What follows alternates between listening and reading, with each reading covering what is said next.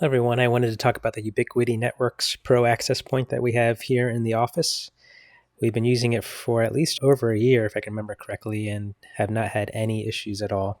You can see here that it has a weatherproof design. You can mount it on the side of the wall like we do here in the office, or you can mount it on the ceiling. You can also mount it outdoors as well. It has a slot here for an Ethernet cord or two to connect to your switch or PoE injector.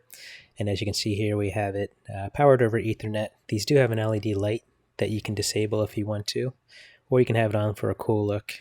We do get really good speeds here in the office. We're on a fiber network. There are two Ethernet ports here.